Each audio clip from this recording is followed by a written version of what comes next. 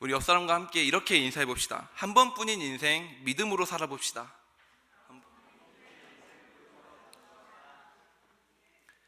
다시 한번 우리 이렇게 인사해 봅시다. 한 번뿐인 인생 하나님만 붙잡읍시다. 오늘 제목이 좀 익숙하신 분들도 계실 겁니다. 인생은 나그네 길. 1988년도에 하숙생이라는 제목으로 이제 최희준이라는 가수가 노래를 냈습니다. 이제 첫 가사에 이렇게 말합니다. 인생은 나그네 길, 어디서 왔다가 어디로 가는가. 이제 이 노래가 좀 익숙하신 분들도 좀 계실 겁니다.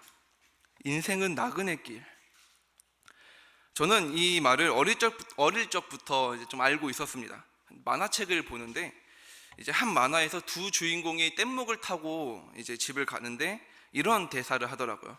인생은 나그네 길. 이제 어린 만화인데도 이런 대사가 적혀 있더라고요. 근데 저는 뭔지 모르는데 이 말에 그때는 확 꽂혀가지고 마음에 들어서 평소에 그냥 이런 말을 하고 다니기도 하고 그냥 음을 제 멋대로 그냥 붙여가지고 부르면서 좀 다녔습니다. 인생은 나그네 길 뭐 해서 혼자 그냥 이렇게 붙이고 다녔습니다. 근데 막 부르는데 그걸 듣고 있던 저희 어머니는 얼마나 황당하셨을까요? 초등학교 2학년 된 이제 막 9살 된 아들이 인생은 나그네 길 이러면서 계속 그거를 부르고 있고 말하는 모습을 보면서 얼마나 황당하셨을까 생각이 듭니다. 오늘 야고보는 계속해서 이제 우리가 이 세상을 어떻게 살아야 하는가, 어떻게 살아야 하는지 그 방법을 제시하고 있습니다. 13절에서 13절 14절에 이렇게 말합니다. 들으라, 너희 중에 말하기를 오늘이나 내일이나 우리가 어떤 도시에 가서 거기서 1년은 머물며 장사하여 이익을 보리라 하는 자들아. 14절 함께 읽어볼까요? 시작. 내일 일을 너희가 알지 못하는도다. 너희 생명이 무엇이냐? 너희는 잠깐 보이다가 없어지는 안개니라. 아멘. 이 들으라의 대상이 누구일까요? 이 들으라, 처음부터 야고보는 말합니다. 들으라. 이 대상은 장사하는 사람들이죠. 그들은 모여서 지도를 폈고 1년 동안 우리가 어디에서 장사를 해야 성공할 수 있을지 항상 의논을 했습니다. 이제 사업을 해보신 분들은 아시겠지만 사업이나 장사로 성공을 하려면 앞으로의 이제 미래, 앞으로의 계획을, 앞으로의 사업 상황을 예상을 해야 합니다.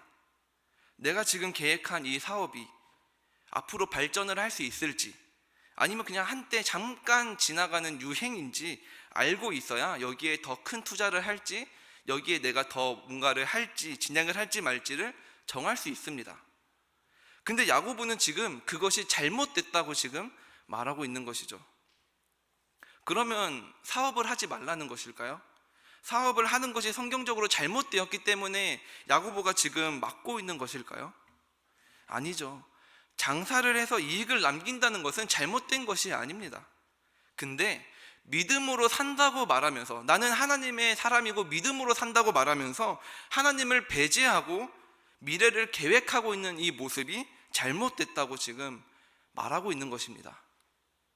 정말 화려한 계획, 완벽한 계획이 있어도 하나님이 우리와 함께 하시지 않는다면 그 모든 것들은 전부 다 헛된 것들, 실패로 돌아가는 것들이라고 말하고 있는 것이죠.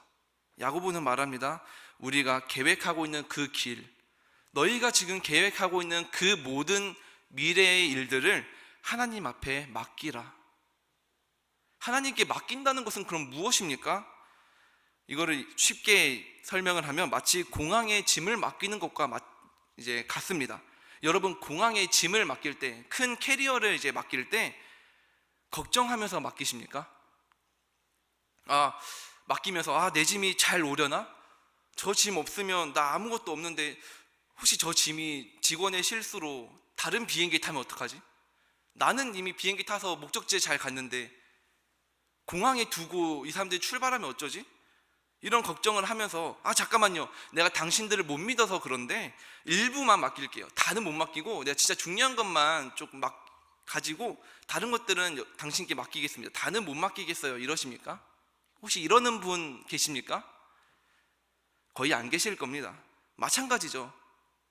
주님께 맡긴다는 것은 우리가 공항에 짐을 맡기는 것과 같습니다. 주님께 맡겼다면 그 문제는 우리 손에서 이미 떠난 문제입니다. 결과로부터 우리가 자유로워져야 한다는 것이죠. 주님께 맡겼다면 그것이 잘 되고 못 되고는 우리의 문제가 아니고 주님께 맡기는 문제입니다. 잠언에서도 말하지 않습니까? 너무나 유명한 구절이죠. 잠언 16장 9절 말씀 우리가 함께 읽어보길 소망합니다. 함께 읽어봅시다. 사람이 마음으로 자기의 길을 계획할지라도 그의 걸음을 인도하시는 이는 여호와시니라. 아멘. 다 맡기는 것이 하나님께 맡기는 겁니다.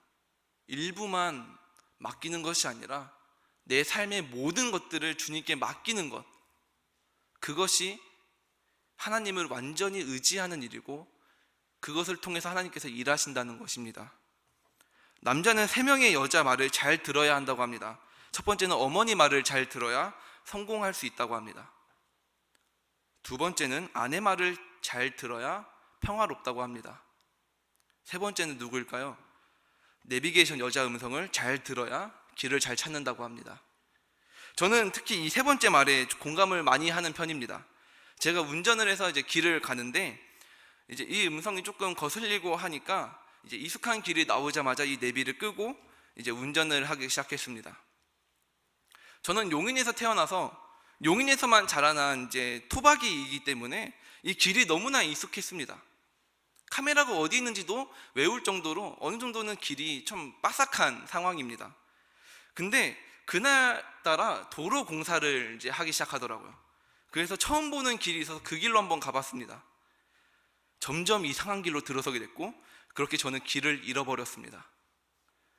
알고 보니까 목적지와 전혀 다른 정반대의 길을 제가 가고 있더라고요. 그제서야 저는 다시 내비를 켜고 가고자 했던 목적지로 가게 됐습니다. 사랑하는 성도 여러분, 어쩌면 우리 삶은 제가 겪었던 이 삶 경험과 같은 삶을 살고 있을지도 모릅니다. 너무 많이 들었기 때문에 말씀을 소홀히 여길 때가 참 많고, 하나님 사랑합니다, 나 하나님 없으면 안 돼요 라고 말을 하지만 어느 순간 익숙한 상황이 되면, 익숙한 상황이 오면 내가 경험했던 것 중심으로 마치 내 욕심을 하나님의 뜻인 것처럼 포장하면서 살 때가 참 많다는 것입니다. 그러다가 우리 목적지와 정반대의 길을 걷고 있는 상황이 생긴다는 것이죠. 하나님의 음성을 듣지 않는다면 우리는 하나님과 멀어질 수밖에 없습니다. 하나님의 음성을 모른 척 한다면 우리의 그 길의 끝은 전혀 다른 목적지로 향할 수밖에 없습니다. 하나님과 관계 속에서 가까워지고 싶으십니까? 말씀 앞에 서기를 소망합니다. 성령 하나님께 집중하시길 소망합니다. 우리의 인생은 나그네와 같습니다. 나그네의 뜻이 무엇이냐? 자기 고향을 떠나서 다른 곳에 잠시 머물고 떠도는 사람을 나그네라고 우리가 말합니다. 우리의 고향은 이 세상이 아닙니다. 하나님 나라가 우리의 고향인 줄 믿으시길 소망합니다.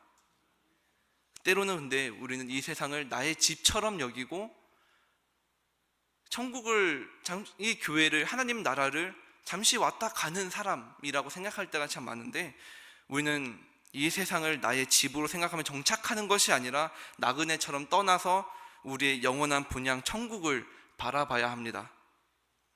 그렇게 하나님 나라만을 바라보며 진짜로 이 세상을 잠시 머물다가 떠나는 우리 인생이 되기를 소망합니다. 야고보는 계속해서 우리 인생은 안개와 같다고 말합니다. 안개. 14절 말씀을 다시 한번 읽어볼까요? 14절 말씀 다시 한번 읽어봅시다. 내일 일을 너희가 알지 못하는도다. 없어지는 안개니라. 아멘. 여기서 두 가지로 나눠서 야고보는 지적하고 있습니다. 내일 일을 너희가 알지 못하는도다. 내일 일을 너희가 알지 못하는도다. 우리는 항상 다음을 말합니다. 내일 하면 돼. 그거 다음에 하면 돼. 때로는 예배도 우리가 마찬가지로 여길 때가 많습니다. 이번 주 놀러 가야 되는데 주일이 껴있네? 다음 주 예배에 가면 되지. 수요 예배, 금요 철야, 나 힘든데 온라인으로 드리지 뭐. 물론 온라인 예배가 막 잘못되었다 이것은 아닙니다. 병원에 계시거나 사정이 있으셔서 못 오신 분들에게는 이 온라인 예배가 매우 중요한 예배 수단이 되기도 합니다. 하지만 충분히 올 수 있음에도 불구하고 조그마한 상황만 생겨도 나오려고 하지 않는, 편하게 예배 드리려고 하는 이 마음이 조금은 잘못되었다고 말하는 것이죠.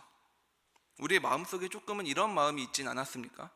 편하게 예배 드리려고 하고 있는 이 마음, 때로는 다음에 예배 드리면 되겠지, 오늘 놓쳐도 다음 예배가 있는데, 이런 마음을 품고 살고 있던 적은 없지 않습니까? 우리는요 1년을 고사하고 하루, 아니요, 우리는 1분 뒤도 모르는 것이 인생이고 삶입니다. 당장 우리 1분 뒤를 예상할 수는 있어도 그 예상한 대로 흘러가지 않는 것이 인생입니다. 오늘 드리는 이 예배가 우리가 우리 삶에서 마지막으로 예배 드리는 그 예배 시간이 될 수도 있습니다. 사랑하는 성도 여러분, 우리가 드리는 이 예배가 만약에 마지막 예배라면, 우리가 이 예배 후에 우리가 이제 하나님 앞으로 나아가야 한다면, 여러분 지금 이 예배를 어떤 마음으로 드리시겠습니까? 아마 조금은 더 집중하고, 조금은 더 하나님 앞에 집중하고, 조금 더 진지하게 하나님께 영광을 돌리고 예배를 그렇게 사모하며 나아갈 수도 있습니다. 마지막 예배니까요. 더 이상의 내 삶의 예배는 없으니까요. 마찬가지로 매일 우리의 예배는 내 삶의 마지막 예배인 것처럼 드려야 합니다. 다음은 없는 것처럼, 이 예배가 정말로 내 삶의 마지막 예배인 것처럼 주님께 온전히 매달리고 또 매달리고 전심을 다해서 드리는 것, 이것이 우리가 품어야 하는 예배의 태도입니다. 또 한 가지는 너희는 잠깐 보이다가 없어지는 안개와 같다고 말합니다. 안개가 자욱이 끼면 우리는 앞을 제대로 보지 잘 못합니다. 어쩔 때는 안개 때문에 이 앞의 상황을 잘 못 보고 사고가 날 때도 참 많죠. 그런데 해가 뜨고 시간이 조금만 지나면 이 안개는 언제 그랬냐는 듯이 사라지고, 이 안개를 기억하는 사람은 아무도 없습니다. 그날 안개가 있었나? 기억하는 사람이 아무도 없다는 것이죠. 마찬가지로 아무리 대단한 사람도, 아무리 유명한 사람도 죽음 앞에서는 안개와 같습니다. 죽음 앞에서는 돈과 권력은 더 이상 아무것도 아닙니다. 마치 왔다가 가는 그 안개처럼 우리 삶도 마찬가지라는 거죠. 요한일서 2장 16절 17절은 이렇게 말합니다. 우리 16절 말씀을 함께 읽어봅시다. 시작. 이는 세상에 있는 모든 것이 육신의 정욕과 안목의 정욕과 이생의 자랑이니 세상으로부터 온 것이라. 17절도 함께 읽어봅시다. 시작. 이 세상도 그 정욕도 지나가되 오직 하나님의 뜻을 행하는 자는 영원히 거하느니라. 아멘. 오직 하나님의 뜻을 행하는 자는 영원히 거하느니라. 요한일서 2장은 오늘 우리 읽었던 본문 4장 16절과도 연관됩니다. 너희가 허탄한 자랑을 하니 그러한 자랑은 무엇입니까? 다 악한 것이니. 그 악한 것이 16절에 말했던 것처럼, 2장 16절에서 말했던 것처럼 육신의 정욕, 안목의 정욕, 이생의 자랑, 그것들은 세상에서 온 것이고 하나님께 온 것이 아니라. 그리고 우리는 그것을 자랑처럼 여기고 있다는 것입니다. 정욕과 육신의 정욕, 안목의 정욕, 이생의 자랑, 그것들을 내 삶에, 내 인생에서 내가 가장 많이 이뤄온 자랑, 그것으로 우리가 여기고 착각하면서 살 때가 많다는 것이죠. 하지만 성경은 말합니다. 영원하신 하나님만 믿고 의지할 때 우리가 그 하나님 나라 곁에서 영생을 살 수 있다고 성경은 정확하게 말하고 있습니다. 이것이 하나님께서 우리를 복음의 자리로 동참하게 하는 방법입니다. 우리가 아무리 대단한 것 없는 삶을 살고 있어도 우리를 향한 하나님의 계획이 있다는 것입니다. 아니요, 오히려 우리가 부족하기에 하나님께서 우리에게 일을 맡기시는 겁니다. 왜냐하면 부족한 거 우리가 알고 있어야 우리가 더더욱 하나님만을 의지할 수 있기 때문입니다. 내 힘으로 안 된다는 것을 알고 있어야 우리가 하나님만을 의지하면서 하나님께 모든 것을 맡겨드리며 살아가기 때문에 하나님께서 부족한 우리를 부르시고 사용하시는 겁니다. 사랑하는 성도 여러분, 부족한 것을 깨닫고 하나님만 의지하기를 소망합니다. 우리가 하는 그 모든 사역들과 모든 직장의 생활과 가정 생활들이 부족한 것을 깨닫고 하나님만을 의지하면서 또 내가 부족한 것이 있다는 것에 감사하며 그것들을 하나님께 맡겨드리는 저와 성도님들이 되시기를 소망합니다. 하나님은 단지 내 인생만 잘 살기 위해서 사명을 주시는 것이 아닙니다. 우리는 때때로 나만 잘 살면 돼라는 이런 개인주의적 모습을 때로는 보이면서 살 때가 있습니다. 나만 잘하면 되겠지. 근데 그렇기 때문에 야고보는 안타까운 심정으로 17절에서 이렇게 말합니다. 함께 읽어볼까요? 시작. 그러므로 죄니라. 무엇이 죄라고 합니까? 선을 행할 줄 알고도 행하지 않는 것. 야고보서의 이제 주요 독자들, 야고보서를 읽는 독자들은 하나님을 믿고 교회를 다니는 성도들이었습니다. 저희와 같은 성도들. 그들은 하나님의 말씀을 들었기 때문에 무엇이 선인지 알고 있었고 잘 알고 있었습니다. 근데 행하진 않았습니다. 야고보는 그것이 죄라고 말합니다. 단순히 세속적으로 살고 하나님 앞에 범죄한 것만 죄라고 우리가 말하는 것이 아니라 하나님 말씀에 순종하지 않는 것도 우리가 죄라고 합니다. 즉 하나님 뜻에 빗나간 것, 그것이 죄라고 성경은 기록하고 있는 것이죠. 진리를 알면서도 실천하지 않고 전하지 않는 것, 그것이 죄라고 합니다. 우리 모습도 때로는 그러고 있지 않습니까? 같은 셀에 힘들어하는 성도가 있는 걸 알고 있는데 기도하지 않는 것, 내가 정말로 싫어하는 그 원수가 있는데 그 원수를 사랑하지 않고 있는 것, 사랑하지 못하고 있는 내 모습, 도울 수 있는 환경인데도, 충분히 도울 수 있는 그 환경임에도 불구하고 도움을 주지 않고 못 본 척, 때로는 모르는 척 하는 내 모습, 우리가 때로는 이런 모습을 가지고 있지는 않습니까? 이런 것이 성경이 지금 죄라고 말합니다. 참된 신앙이란 예수 그리스도만을 자랑하면서 예수 그리스도의 가르침대로 사는 것이 참된 신앙입니다. 제자의 삶이 무엇입니까? 예수님의 가르침을 받고 그 가르침대로 살아가는 사람을 우리가 제자라고 말하죠.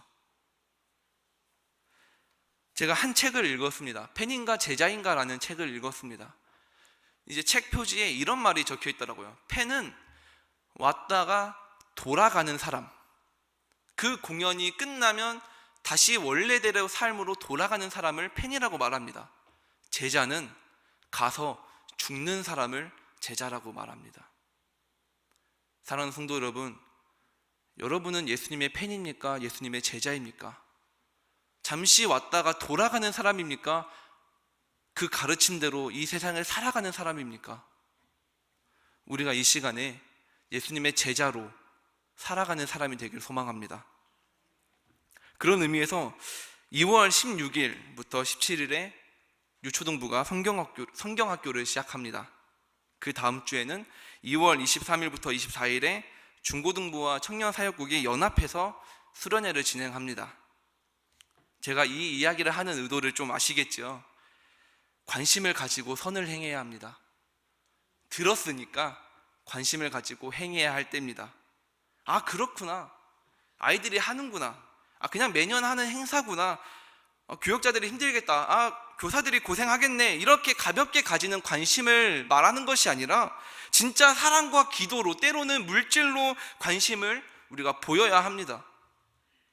특히 이번 중고등부와 청년 사역국의 수련의 주제가 새로운 부흥을 더 꿈꾸라입니다. 새로운 부흥을 더 꿈꾸라. 로뎀교회 성도 여러분, 다음 세대가 또 우리 로뎀교회가 부흥되길 소망하십니까? 정말 우리 다음 세대가 정말로 복음 안에서 살아나기를 소망하십니까? 기도해야 합니다. 기도해야 합니다. 관심을 가져야 합니다. 이제는 더 이상 다음 세대가 사라져가는 이때 우리가 기도로 관심을 가져야 할 때입니다. 때로는 축복의 한마디, 아이들이 지나가는 그 상황에서 축복의 한마디, 응원과 관심의 그 한마디가 때로는 아이들의 마음을 바꾸고 아이들의 삶을 바꿉니다. 그리고 성령 하나님께서 일하십니다. 다음 세대를 살려야 한다고 말해놓고 다음 세대를 사랑한다고 말하면서 아무것도 하지 않는다면, 누군가는 하겠지, 교사들이 하겠지라는 그 마음만 가지고 아무것도 행하지 않는다면 그것은 정말로 사랑하지 않는 겁니다.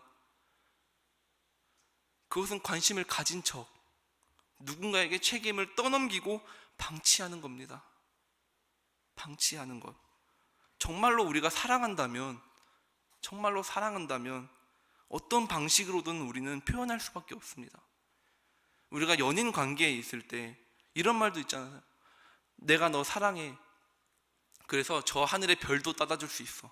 물론 못할 수밖에 없죠. 근데 그런 마음을 우리가 가지고 있다고요.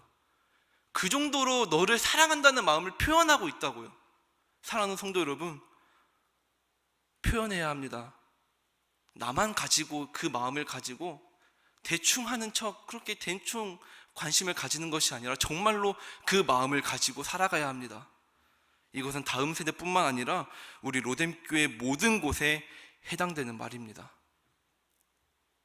셀원들을 사랑하십시오. 새가족들에게 관심을 가지십시오. 다음 세대를 살리고 그것이 앞으로 올 영혼 한 명 한 명을 살리는 길입니다. 이것이 우리 교회 모든 공동체가 함께 동참해야 할 문제입니다. 사랑하지 않는다면, 또 정말로 사랑한다면 우리는 행동으로 나갈 수밖에 없습니다. 사랑하는 성도 여러분, 행동으로 나가시길 소망합니다. 기도로, 또 아이들을 축복하면서 다음 세대를 사랑하고 새가족들에게 관심을 보이면서 그들이 교회에 잘 정착하고 또 이 교회를 떠나더라도 각자의 그 삶 속에서 그들이 어디에 있든 무엇을 하든 하나님의 나라를 위하여 일하는 사람이 되게 해달라고 기도하는 로뎀교회 성도 여러분들이 되시기를 주님의 이름으로 소망합니다. 사랑하는 성도 여러분, 이제 말씀을 좀 정리하고자 합니다. 벌써 2024년 1월이 끝나갑니다. 우리는 시간이 빨리 지나가는 것에 조금 두려워합니다. 벌써 1월 마지막 주야? 벌써 다음 주면 1월 마지막 주, 2월 벌써? 우리는 근데 지나간 시간에 두려워하는 이유가 무엇일까요? 지나간 시간에 비해서 내가 이룬 것이 없다고 생각하기 때문입니다. 나 한 거 없는데 벌써 시간이 이렇게 가? 또 때로는 누구도, 이 말의 중심은 속내는 누구도 내 인생을 책임져 줄 수 없다는 그 생각을 우리가 가지고 있습니다. 누구도 내 인생을 책임져 줄 수 없어. 그 생각 때문에 우리는 불안해합니다. 두려워합니다. 우리 안에 많은 불안과 두려움을 가지고 살아갑니다. 하지만 우리가 기억해야 하는 것은 전능하신 하나님, 약속을 지키시는 그 신실하신 하나님은 내 인생을 붙드시고 내 인생을 책임져 주시는 분이십니다. 하지만 우리는 그 사실을 제대로 믿지 못하기 때문에 두려워하면서 내 앞길을 내가 찾으려고 발버둥치고 있습니다. 시편 115편 9절은 이렇게 말합니다. 이스라엘아, 여호와를 의지하라. 여호와를 의지하라. 그는 너희의 도움이시오 너희의 방패시로다. 우리의 도움이고 방패라는 말은 무엇입니까? 우리의 모든 것을 책임지신다는 겁니다. 어떤 공격으로부터 막아주겠다는 말입니다. 우리의 목숨과 우리의 모든 삶을 책임져 준다는 말입니다. 하나님만 우리의 도움을 줄 수 있다는 말은 하나님만이 내 인생을 책임져 주시는 분이라는 사실입니다. 사랑하는 성도 여러분, 신앙생활은 하나님 말씀에 우리가 가지고 있는 이 성경 말씀에 내 인생을 거는 겁니다. 내 인생을 완벽하게 완전히 거는 것이 우리의 신앙생활입니다. 또 신앙생활은 내일 일이 아닙니다. 내일로 미루는 것이 우리의 신앙생활이 아닙니다. 제가 지금 성경 일독을 계속해서 도전을 하고 있습니다. 3일째인데 벌써 힘들어하고 있는 상황입니다. 내일로 미루다 보니까 자연스럽게 창세기만 다 읽고 출애굽기부터 벌써부터 시들어지는 제 모습을 발견할 수 있습니다. 왜 그렇습니까? 내일로 미루기 때문입니다. 제가 내일로 미루고 있더라고요. 내일 하면 되겠지. 내일 더 많이 읽으면 되겠지. 그 모습을 우리가 때로는 가지고 있다는 것입니다. 신앙생활은 내일로 미루는 것이 아니라 오늘, 지금, 이 자리에서, 내 삶에서 주님과 함께하는 삶입니다. 혹시 이곳에 내일 일을 염려하시는 분이 계십니까? 내일 일을 걱정하고 있는 분이 계십니까? 내일 일은 하나님께 맡기길 소망합니다. 내일 일은 또 앞으로의 우리의 삶은 하나님께 맡기는, 그 길을 계획할지라도 그 길을 인도하시는 이는 하나님이시니 그 하나님만을 의지하는 여러분이 되기를 소망합니다. 오늘도 만나는 사람마다 예수님을 자랑하며 주님과 함께 천국을 누리며 복되게 사는 저와 로뎀교회 성도님들이 되시기를 주님의 이름으로 소망합니다.